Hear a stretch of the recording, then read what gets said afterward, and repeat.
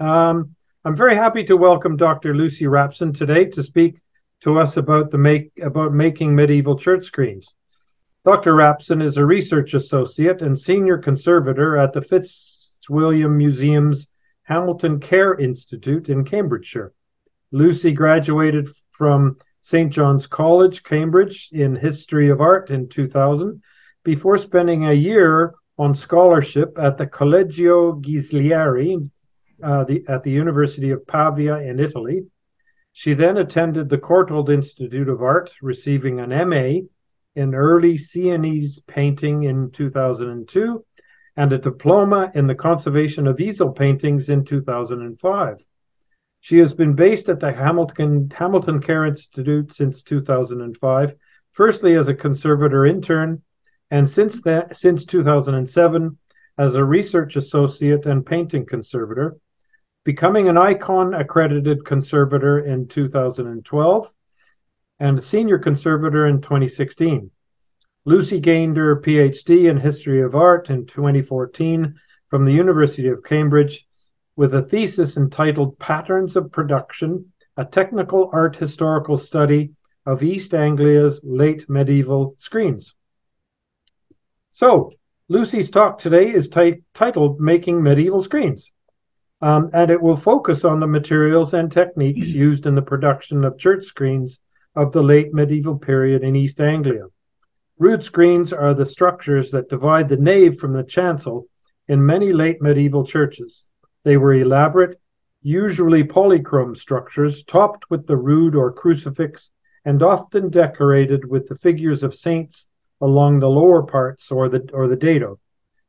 Lucy will explore both the carpentry and painting of screens, demonstrating how these two crafts were often undertaken separately, but showing how many examples of related works of both carpentry and painting are still present in the churches of East Anglia. Okay, thank you. Lucy, over to you. You can share your screen. Thanks so much, Doug. I hope I am now screen sharing. How's that going? Can you see? Not yet, no. Oh, wait. I'm still sharing mine. There we go. Okay.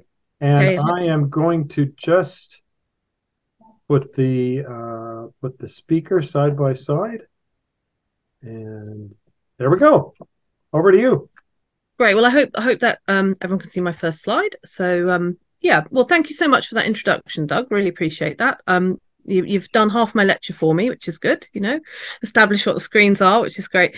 So yeah, what I'm going to talk about today is basically a sort of summary really of the main findings of the work I did on my for my PhD, which I'm happy to say is going to be a book coming out next year. So with something of a similar title. So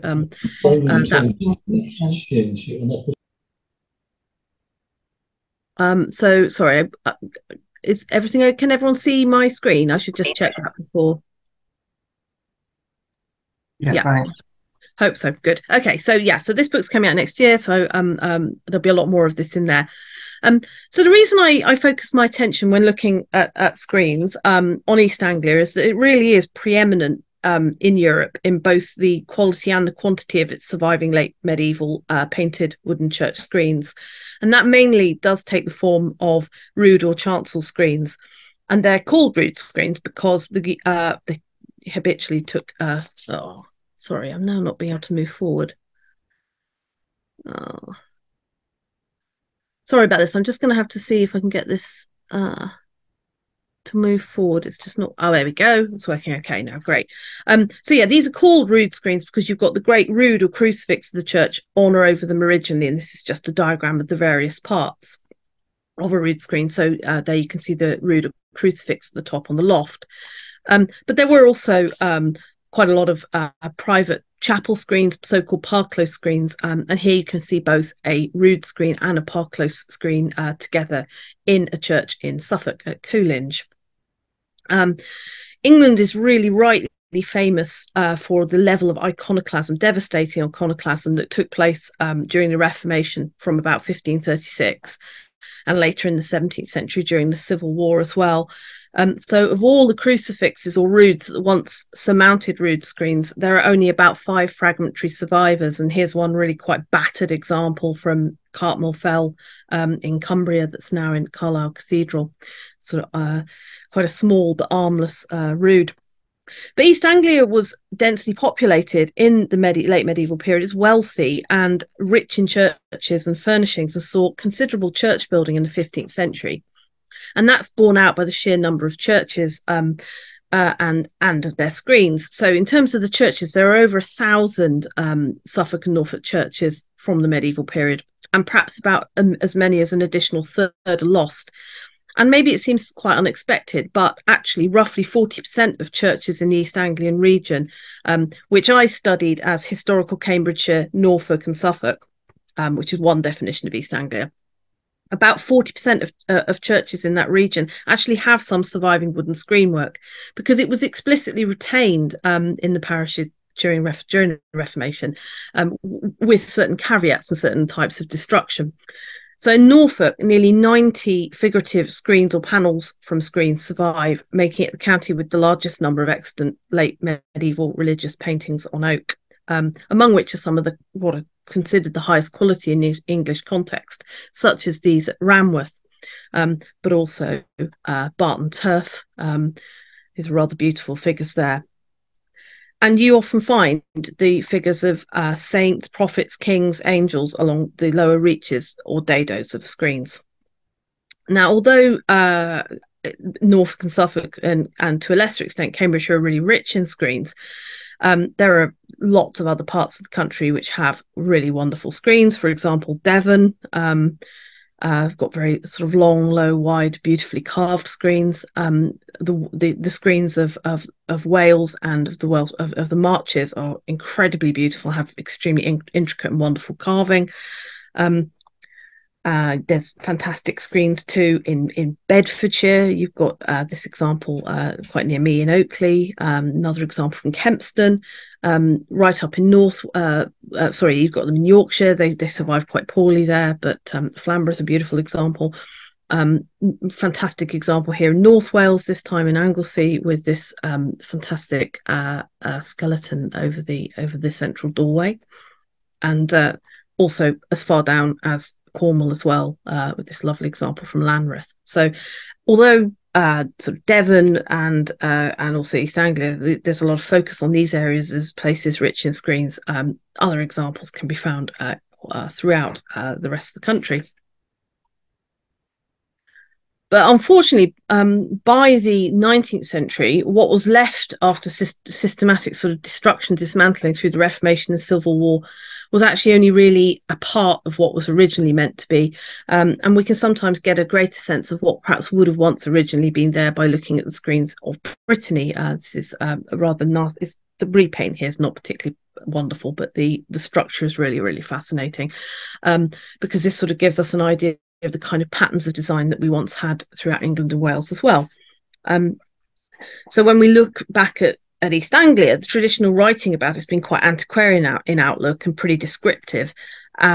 Mostly studies sort of treat screens as vehicles for exploration of iconography or patronage, or for specific religious practices on the eve of the Reformation. I'm thinking of sort of the work of Eamon Duffy and so forth. And while the existing literature has examined lots of aspects of rood screens, like the iconography, excuse me, other areas have really been underplayed. Lacking from the literature has been an integrated study of the woodwork and the painted surfaces where they survive. So screens have really been used as kind of starting point for discourse, but not really as valuable primary sources, and nor has their status as physical objects really been appreciated. And they are physical objects which have really quite clear trajectories of style and design. So the work I've been doing on East Anglian screens has sought to redress that balance to an extent. And so I tried to do an integrated approach, looking at aspects of carpentry design, painting techniques as well. And these are the kind of elements that I sort of distilled out so that I could get around a really large number of screens and make sort of certain comparisons between them. And I kind of had to distill this to an extent. So instead of looking at all kind of moulding profiles, I focused my activities on looking at the transom, and instead of sort of looking at all jointing techniques, I tried to look at the specifically the jointing techniques used for the transoms to the kind of muntins and mullions, to keep it kind of limited in a sense, and possible. And all of these images I show here, this is actually all taken from mostly from the screen. Well, they're all actually from the screen at Southwold in Suffolk. So much as I did this with carpentry, I also did the same kind of thing with the painting, which is, again, this is mostly Southwold, but with one from the screen in Norfolk at Worcester. So again, I kind of looked at these specific points of comparison because it was a useful way really of comparing. And some of these techniques are especially useful for comparing because things like stencil patterns and tin relief are often from the same actual molds. So where you find the same molds, you may find the same craftsman. Essentially, these kind of measurements, panel width, height, overall width of screen, were also made to have a look at, and I assessed kind of the originality of the screen, looked at its present location, and tried to kind of understand the trends of production. So this is sort of how I went about my process of getting around screens, and I did that for about 550 in the region, which is pretty much everything. I mean, there are a few that have evaded me, but I've tried to look at pretty much everything. And that's been a really useful kind of framework to try and date screens, and also to look at what appear to be related works of carpenters and also painters. And it seems very much the case in East Anglia that carpenters and painters habitually operated separately. I mean, there's a little crossover sometimes in the role of carver, but the physical and the documentary evidence really seems to suggest separate activities. And I think perhaps the best example of this is from St Catherine's, Fritton in Norfolk, where you can see that the painters have had to contend with an area of unfinished carving. And you can see a really short, kind of grumpy St Jude who's crammed under this uncarved tracery head. And you can see that the paint of his halo goes onto that board, which that is uncarved, and the tracery is sort of painted on top rather cursorially. I think another kind of further point that's important to make is that, with a really an exception of actually quite a small number painted on paper, screens were painted once constructed, and that's often visible by a kind of burr or malrand of paint around the edges of the painted panel. You can see that here where tracery's been lost, and you can see the sort of white ground and where it's squeezed up, where it was once abutting the tracery head that was once here. And you can see that the structures were all kind of locked together really before they were painted, and you get that as well from the paint that goes up onto adjacent members as well on the surrounds of screens. So using the methodology as I've kind of described it, looking at those aspects, I looked at and found about 31 related groups of medieval carpentry and 13 painting workshops. Within East Anglia, it's really quite remarkable. We've got about 112 screens that have some kind of dating evidence, and that's roughly a fifth of everything which survives, which I think is pretty amazing considering. And the dates for those mainly come from the kinds of bequests left in wills. Those have been published in two key articles by Simon Cotton, one for Norfolk and another for Suffolk. But there are also instances where you get that dates actually recorded and written on screens themselves in both English and in Latin. Well, mixture of the two usually. We also did some dendrochronology as part of this study. It was great to work with the entires on that, and that was very useful. Obviously, we could only really do it where we had access to end grain, and it's just because we're dealing with structures where it's not possible to core. But that has also been a very useful way of establishing dating, particularly in certain workshops where that's been a bit contentious in the previous literature. So as the evidence from screens themselves and church wardens' accounts shows, a significant period of time could elapse between the commissioning of a screen and its event and its decoration, And that could be due to funding shortfalls, but also just because these are kind of medieval, these are reasonably large scale projects, and they did take time and manpower to complete. And the implications of protracted fundraising seem to have been that a painting workshop would just move on to the next funded project. And you can see that here at Courtauld, where you've got actually as many as 4 different workshops of quite different style, all on the same screen. And some of those are quite kind of 16th century in style, and others of them are look earlier and are more traditional. That all ties in with the dating evidence that we've got from wills for this screen. At Courtauld, actually, this is where some of the paintings are done on paper, and it probably meant that one of the painters didn't actually have to bother to travel to the site, which is perhaps why that happened. So I was able to find, basically through this work, get that kind of typological kind of chronology together, and it really kind of pointed out that certain structural and painted features arose at certain dates. And or actually within specific workshops. And of about the surviving sort of 550 or so pieces of screen work, just to give you a sense of what they're like, about 100 are figurative, and about 100 others have some decorative paint left on them. So some are decorative, some are figurative. But a lot of my evidence absolutely had to be based on the evidence of carpentry, because so many of these screens have been stripped of their paint. They pretty much all were painted. I think I found only one instance where I wasn't sure I could find any traces of paint at all. Sometimes they're very comprehensively caustic. Paint is removed with caustic very, very comprehensively. But yes, as I say, carpenters, painters, quite separate. The two seem rarely to relate. So subcontracting did not appear to happen from favoured carpenters to painters. And we have very few names of artists, craftsmen that we can tie to specific works, but we do have a few, and I'll talk a bit about that. So to start with the carpentry, they're all made of oak. Although England had homegrown oak in the Middle Ages, or imports were increasing by the 14th century, probably because of the overexploitation of local wood. And a lot of the kind of straight grain boards that we find in the dados, and specifically actually in tracery head carving, were Eastern Baltic imported boards, where the trees are slow going and tall and straight, whereas many of the sort of larger beams and bulks that you find within structures were homegrown and of more erratic grain. Sometimes you get these kind of original torques and twists on uprights. Here's an example at Breckles on the mullion here. But you do get a lot of the kind of straight grain panels of essentially what's split oak rather than sawn. And actually one of the few contracts we've got for a rood screen in this region at Great St Mary's in Cambridge actually really explicitly asks that the screen is made of different grades of oak.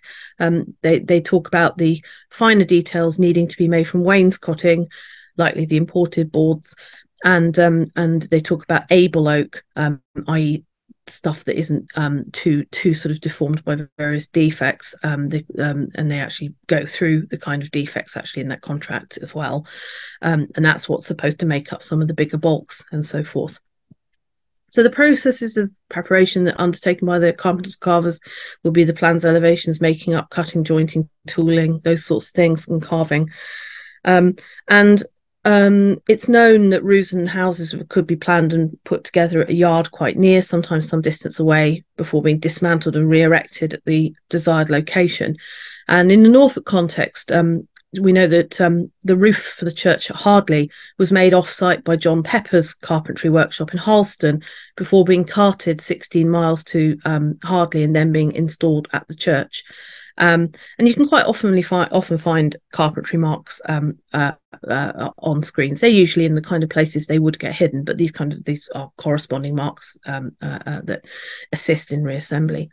And in the Devon context, there's some quite interesting records around the carpenters of a screen being given a space to work in. They were given a house to do their construction in, so that they wouldn't be in the church, I imagine, so it could continue to be used. So we do have sort of some interesting records as well about how that process took place.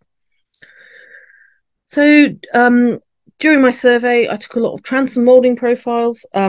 from about 400 or so objects, mainly rood screens, but also choir screens, tower screens, parclo screens. And that was really just to assess, could you tell the difference between those types of object, and were there kind of trajectories of change over the period? And this is kind of based on quite what the sort of work that's been done on stonemasons actually in Norfolk and Suffolk.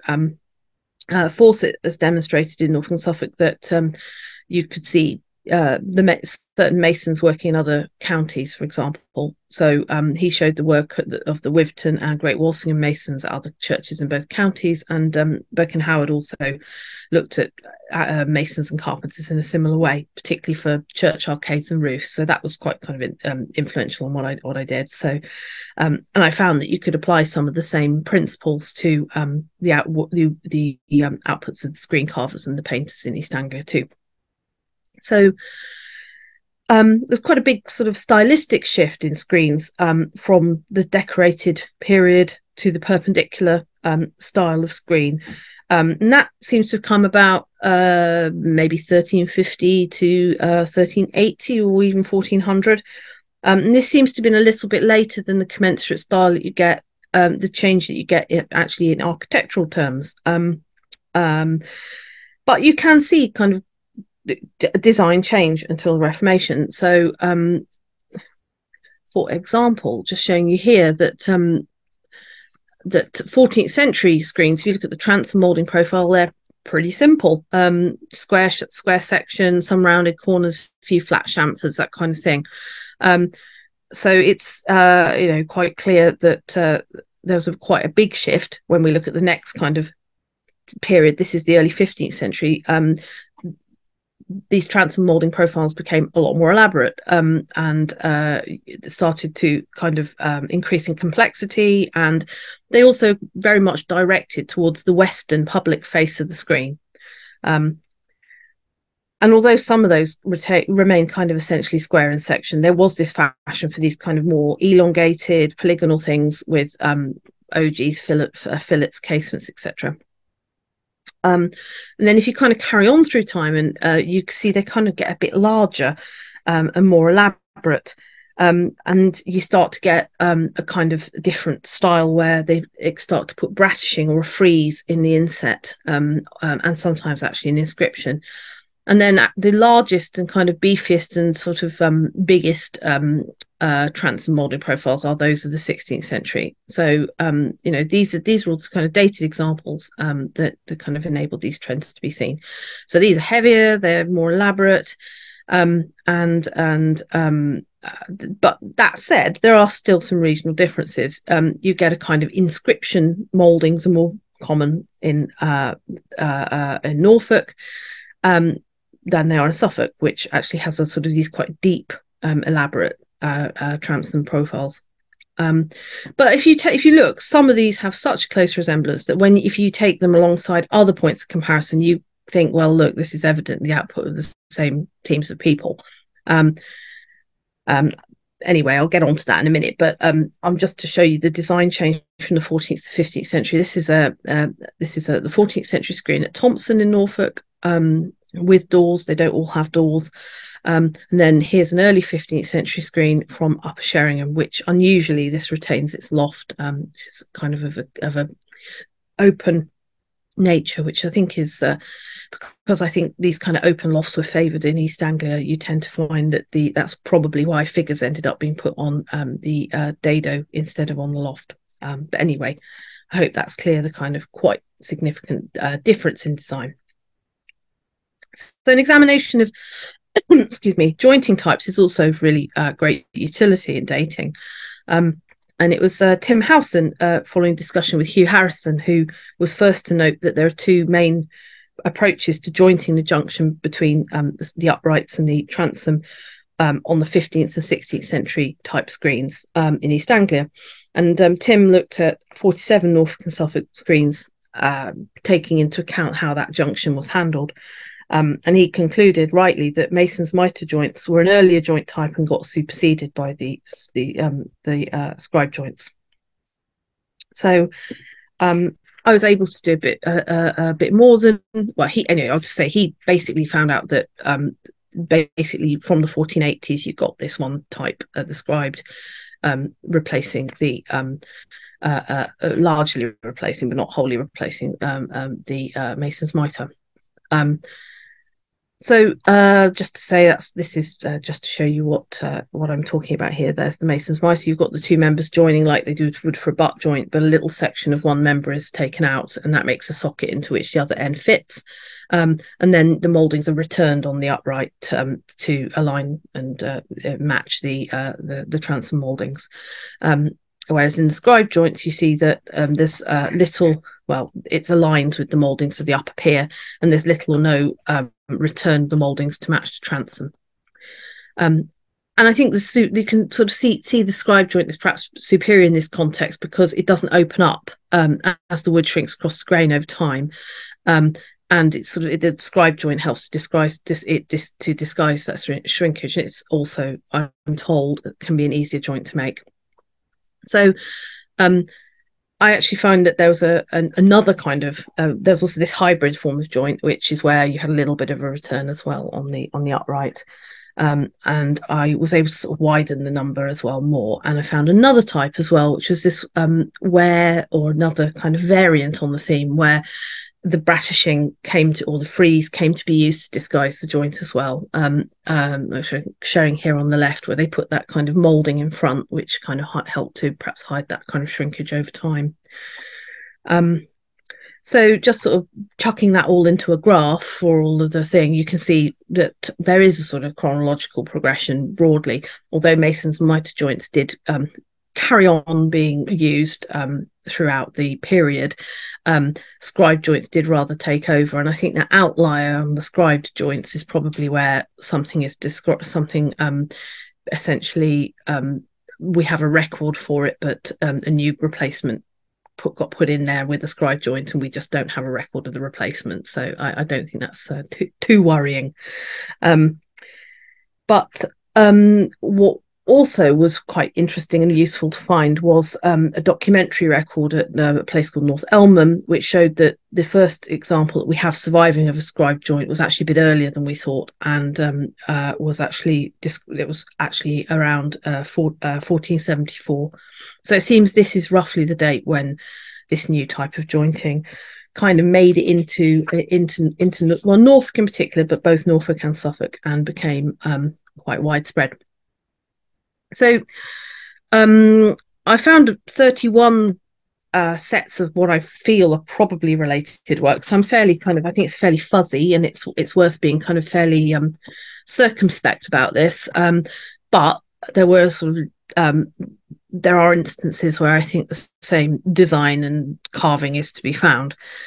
Here's one example which has actually been identified before in the literature. This is Yaxley and I, both in Suffolk. We've got very unusually similar, particularly dado tracery bases with this kind of castellation on the top and this quite unusual kind of offset little window. And actually, I think I added. You can see that here's the mold here, the transom molding profiles of both of those, and they're really similar. And finally, I think this is probably another example from the same workshop. This is at Stradbrook, and you can see, I hope, from the little bits that survive, that the tracery moulding, although the outer moulding's gone, the kind of ghosting of the paint shows you that again it was that little offset window, and also that kind of elaborated trefoil that would have formerly been under the figure of the king.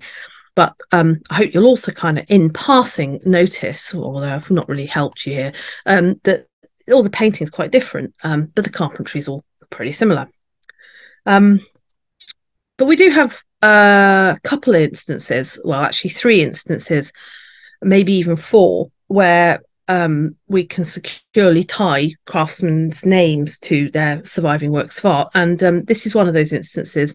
This is Clare rood screen on the left. It doesn't survive very well, but it's not in great shape, and it's sort of built into another object now in a way. But this was by the Sudbury carver Thomas Gooch, and Gooch Gooch is known from the will of the clothier John Harold. Harold actually paid the balance of money for the construction of the rood loft at Clare in Suffolk, and that was in 1478. So we've got a reasonable idea of the date of this. And Gooch's own will was proved in 1482-3. So this came at the end of his career. This is one bit on the left of his surviving screen, and it's now is sort of incorporated into another par close there. And Tim Howson was actually the first to identify some works by Thomas Gooch, and he cited Kersey and some St Peter's Sudbury, which has got, this is modern paint, unfortunately, although Kersey is not, that's actually original. And he also found other bits, such as a part of a screen in Stradishall as well, now at Bridge House, as things made by Gooch's workshop. But actually, by a bit more widespread surveying, I found a few more, including Great Cornard here and Wendon's Ambo in Essex, and actually the fragmentary bits of Stoke by Nayland screen as well. And we've got a few more will bequests from this set of works. So Stoke by Nayland has bequests from 1476 and from 1500. So perhaps might have been not Gooch himself, or perhaps a continuation of a family workshop. And we got a sense of that actually from the documentary evidence too, because Thomas Gooch's father, Nicholas Gooch, was also a carpenter, and so was Gooch's brother Robert. And if you're reading Nicholas Gooch, Thomas Gooch's father's will, you see that he left to both Robert and Thomas, his sons, all of his tools of his trade to be distributed among them. So it seems like there's probably a kind of family workshop tradition in the Sudbury area. And perhaps some of the kind of more distantly similar works might be a family or a regional style, local style. So there's a few more of those. Perhaps the most closely linked ones are Bilston, again, quite an unpleasant paint job, quite modern. And Lindsay, those perhaps closer and could be workshop. Perhaps Hollesley, Little Melton might be a bit more distant, as might Denston, Chiltern, and Stambourne as well. It's always got to be careful when thinking about medieval works and the kind of resemblances they have, because you find in a lot of in modo et forma in medieval contracts, which is where people who are ordering something essentially want to stipulate that what they're getting is like such and such example in usually only better. But that said, where we have examples of both those surviving works, there's usually not quite the proximity that we see of kind of moulding profiles and similarly a similar kind of carving and so forth. So there are kind of several features of Gooch that seem to be quite consistent to this workshop. The placing of the little buttons or paterae along the transom is one of those things, and that's a pretty unusual feature on East Anglian screens. I think outside the workshop there's only perhaps another sort of 6 examples out of sort of 550. Gooch also really favoured an ogee arch with the quatrefoils or chink foils on the dado. The patterns that you get of the transom moulding profiles vary throughout the attributed works, but they kind of all work on the same theme. He really likes to use a sort of bead between hollows, and so there's sort of something about the pitched angles of them as well, which is pretty similar.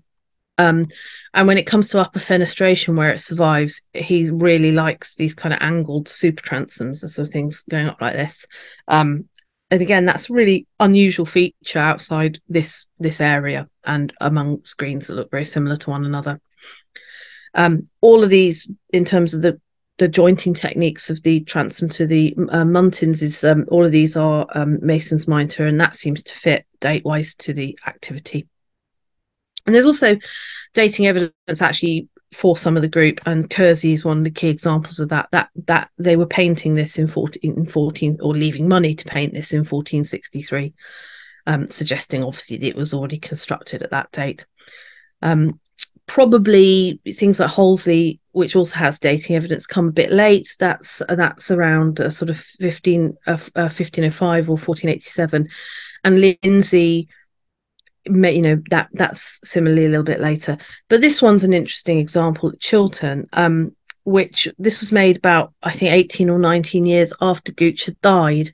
But it has some real characteristics in common. It's got the paterae, it's got the dado tracery head shape, but the shields here are actually of Tudor type rather than of the kind of more traditional type you see in Gooch. So maybe this is a continuing local business. Maybe it's used a local model in the kind of in modo et forma vein. You know, it's just the, you know, the next generation down. So I think it's really kind of interesting to see the documentary evidence that survives in the case of a named person like Thomas Gooch. You know, here he's a named man, but there are also sort of these closely related and they're quite dateable works. The characteristics which group them are distinctive, and the case for their relationship, I think, pretty clear. And this kind of gives you an idea of you know, the geographical spread of these works as well, and it kind of gives you an idea of perhaps what the orbit of a medieval carpenter might be. Obviously, only through one genre, and I have no doubt he's working on all sorts of other things as well. And we've got three other names carpenters in the region. Actually, Thomas Loveday is a really interesting man, because we've got a range of works of his that aren't screens as well. We've got roofs, and we've got quite a lot of the woodwork at St John's College in Cambridge was done by him. And I think there's good evidence he may have been responsible for Paycock's, the house there, and possibly for the Guildhall at Lavenham too. So, you know, certainly not just working on screens by any means. The other named carpenters we got as William Alcock as well, and also a carver named Robert Gray, who may have been responsible for a certain amount of painting as well as carving. So as I've said, there are more carpentry groupings or things that you can say, oh look, that looks similar to the other things, than you might than there are for painting, and that's due to the better survival, really. But I'll just show you a couple more examples of things that seem related, even where we have no possible names. So just again, quick reminder of the kinds of points of comparison. I've been looking obviously at the dado tracery bases, the tracery heads, the profiles, some of the jointing, and other features of design, such as in the upper fenestration and in the spandrels. So yeah, a couple more. These two are obviously really close to each other. Westwick and Barton Turf, again, moulding profiles of the transom really similar. And I imagine that this workshop was probably located nearby. And then when you have a look at the designs, you've got really similar kind of tracery heads on the upper and along the dado, and tracery bases too. It's just they're kind of turned you know, around the other way. That's how they differ, really. We don't have in this case any direct dating evidence from wills or from inscriptions for either screen, but what we do have, and I think you can just see from the faces showing here that they look different, but what we do have, you see here, I've shown it here, that the, you know, Westwick and Barton Turf do not appear to have been painted by the same workshop, but Barton Turf was painted by the same workshop as these panels that originally came from the Church of St Michael at Plea in Norwich, and are dated to the early 16th century. So again, another demonstration of the fact that there seems to be a habitual separation of these activities of painting and of carpentry. But just to show that if you grab a few of these groups and you line them all up, you can sort of see where they look similar to one another, but how different they look between the different groups. And it is possible to resolve this geographically as well, obviously, and that's what I've done in my upcoming book is to sort of show that you can demonstrate that you know, usually in terms of the carpentry of screens, the things that look similar to one another are relatively close to one another, and that's not actually necessarily true of painting. So, as I've said, it's evident that carpenters were at work on much more than just screens. But obviously, transoms are quite a useful kind of diagnostic for certain workshops potentially. And I should note that these profiles appear to have been scaled up and scaled down according to the site requirements. So they weren't done with kind of moulding profile planes or anything like that. They appear to have been just scaled up and scaled down.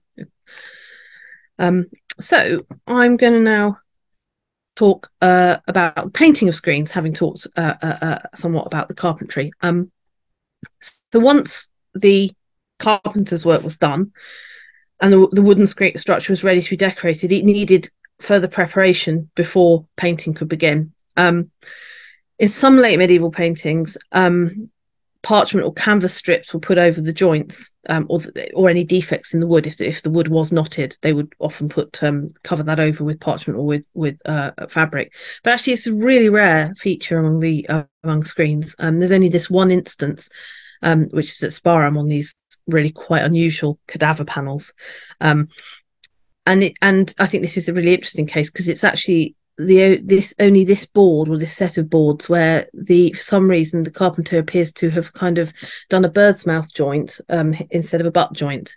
So the painter's made some kind of vain attempt to fill in the gap with a bit of canvas, but it's still visible under the paint now. So that's rare.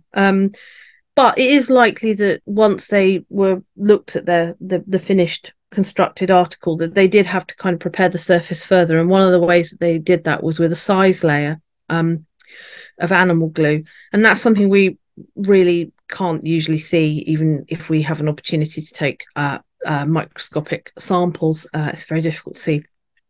But it's essential to put that on before you put on a ground layer, because if you don't, you get terrible flaking. The grounds on all of these screens appear to have been, I've tested about 120, and they are, barring, I think, a very small number which contain a little bit of gypsum, they're chalk bound in animal glue, which is what you would expect in most Northern European panel painting of the time. And I found one which was a mixture of ground glass and chalk, which was again quite unusual, but you know, a one-off of the ones tested. Once that ground layer went on, they would often put a white ground over everything, and you'd often find underdrawings and priming layers would be the next thing to come. Priming was just usually done with a drying oil, because these are oil paintings in the main. Well, they are oil paintings actually, I think almost exclusively, although that some aspects of them are done in different media. And that priming would sometimes be put on directly over the ground. Sometimes underdrawing would go on top, sometimes underdrawing would go underneath. It just depends on the practice of the individual workshops. And underdrawing marks out, here's some underdrawing here, are visible on a saint. So this underdrawing marked out the division between where different paint was going to go, basically, and what the figures would look like. And here I've used an infrared sensitive camera, near infrared camera, and found differences between the planning and execution stage on a painting. This is from the screen at North Tuddenham, and I hope you can see that this bishop saint wasn't supposed to end up being a bishop, and you can see a kind of chalice cup near where the kind of stem of his crozier is, and that's because he was originally designed to be a figure of John the Evangelist. So that's just one instance where you can see the underdrawing in this technique and it isn't followed. Here's another one. This is at Ramworth, and here's a kind of funny late stage alteration, basically, where they turned a bishop into John the Baptist late on in the day, I think because a patron might have changed their mind and another figure got painted out. So it looks like what might have happened is either a change in sponsorship for a specific panel, or somebody seems to have got a wooden sculpture that they put in front of one of the panels, and then because then they needed to shift a figure of John the Baptist into another location. So this is what seems to have happened in this case. And actually, we see a lot from wills and from inscriptions on screens that their patronage was quite piecemeal. I should say that the carpentry habitually and understandably cost considerably more than the painting. The construction was the comparatively big money, although these were the kind of objects paid for by the church collection, sometimes by a lot by wills, a lot by people. People would often want their tombs associated with screens, but they weren't sort of really high-end production. They're kind of middle-level patronage, but they were pretty costly and could take considerable time to complete.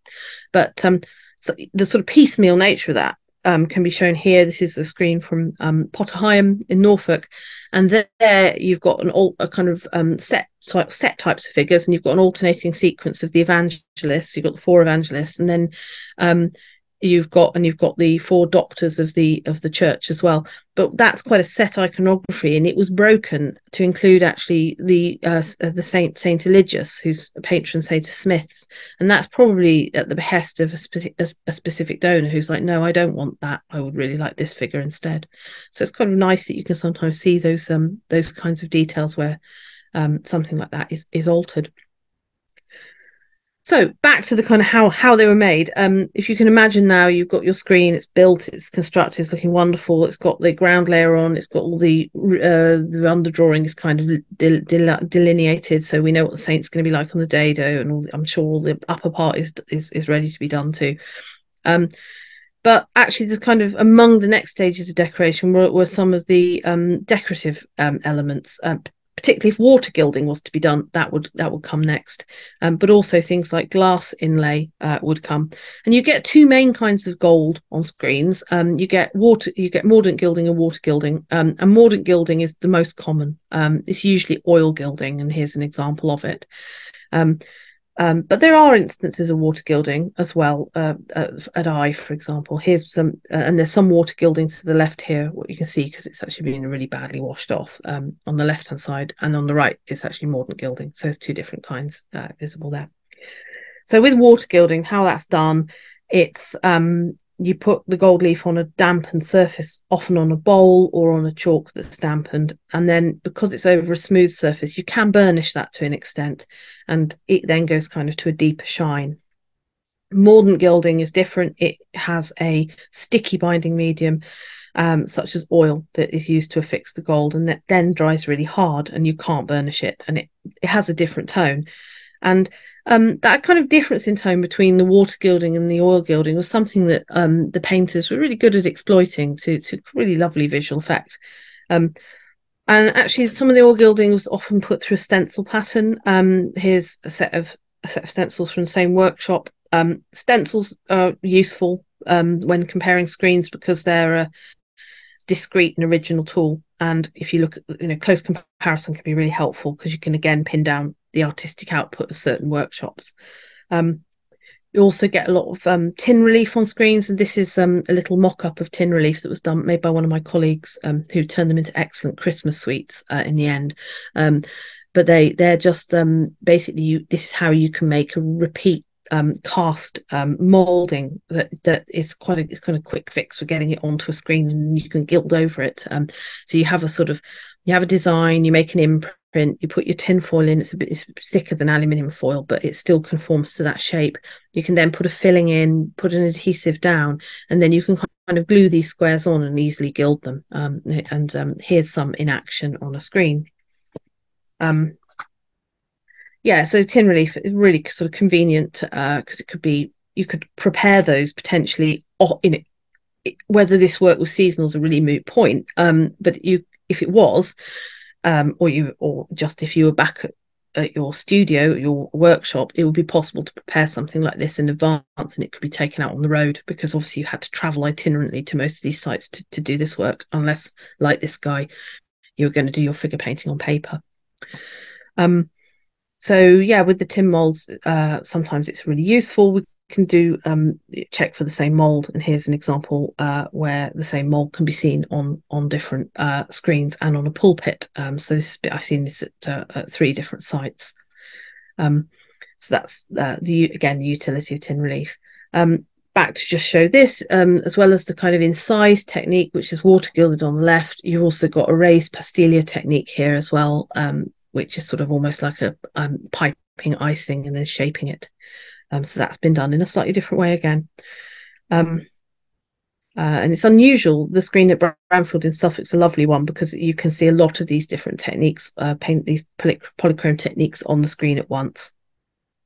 And actually, this is one of a nice sort of discovery as part of my work, was realising that the tin relief patterns between Bramfield and another screen at Tackleston actually matched. I just hadn't realised, and you know, it was. And that ultimately kind of connected these screens into a set of screens, which I'm showing here, which seem to this workshop really liked copying prints, and these painters seem to have worked across they worked at four different screens between Norfolk and Suffolk. So the figurative painting, and here's some of it, and this is the workshop that did work between those different places. It was among the last stages of the figurative painting, and it was done in drying oil, usually linseed oil, mixed with pigments. I used a variety of methods to look at pigments. These were my main ones: a bit of FTIR, some PLM, some scanning electron microscopy, and X-ray fluorescence as well. And the range of the pigments available to English medieval painters and appropriate to use was actually, you know, fairly narrow and pretty typical of what's found elsewhere in Northern Europe. So yeah, quite a lot of metal leaves, sorts of whites, blacks, earths you would expect. Yeah, pretty usual stuff. No ultramarine. I think just not commonly found in English medieval painting, and just devastatingly expensive. So not used on paintings of this type. I found the odd instance of a probable original varnish. This is one that's sort of sandwiched on between a 14th century layer and a 15th century layer on a screen that had undergone an update. But that only seems to have been in certain areas, so that kind of confirms what's, I think, reasonably well understood in contemporary English painting, that varnishes were not ubiquitous and they were only put on certain parts of the painting too. So as well as the related works of carpentry, obviously I've done the same sort of work with painting, as I've said, and these are my kind of points of comparison for the painting. There are fewer, obviously, because there's just not as many that survive. But 13 can be pointed out, and the largest group has about 10 members of related works up to 80 miles apart. And it does mean that over half of all surviving figurative screens do have one or more related works, which is kind of, you know, there were a limited number of painters and indeed carpenters in the region, and they were working on a lot of this material in quite a short space of time. So this is one of the biggest groups. This is the centres around the Ramworth rood screen, and I hope you can see it's sort of what the dispersal of that is wider than for the carpenters. So the screen at Ramworth is really magnificent. It's got, but it's not alone. It has a variety of other works that are similar. So there has been kind of a bit of debate over the dating of these screens, but actually they span the change between mason's mitre and scribed joints, and the dating evidence from wills really suggests that the workshop operated between the 1470s to about 1500, and that really is supported. So people have wanted to date it all earlier, but it just isn't really. And we were able to add, thanks to Ian Tyers, we did some dendrochronology on a couple of the works from this workshop, which also really helped confirm the date. But sometimes, just to say that the stencils also really closely match within this group too. But sometimes you haven't got as much to go on as you do with the Ramworth group. Sometimes stylistic similarity is all there is, and I think probably is enough to tie this group. But it's obviously it's more difficult. So this group don't survive so well. This is Elsing, and here it's under a terrible kind of, it's been oiled, so it's sort of almost uncleanably bad and hard to see, very difficult to interpret. So this one at Binham has been like painted out with Reformation period text and put behind glass, so it's really, really difficult to see. Only 4 of the panels are uncovered at all at Foxley, and they're all covered in gunk. This is sort of fictive wood graining that's been covers the panels at Falden. So this is and then add to that the final kind of related work in this group is these figure panels from spot one. Actually, there's one more. There's Courtauld as well, but these are quite hard to compare with the others because they're largely skeletons. So nonetheless, we've actually also got only the doors at Courtauld. Nonetheless, this is a group that is I think can really be similar. They've got the same kind of facial outlines. So they've got these very big eyes, and they always look really surprised, I think. So sorry, I'll go back to that. So I mean, just to make the point that sometimes it can be quite easy. You've got the same stencils, you've got the same tin relief, and you've got lots of things to compare them. Sometimes it's more difficult, and you're relying on kind of more attributional, traditional kind of art historical methods.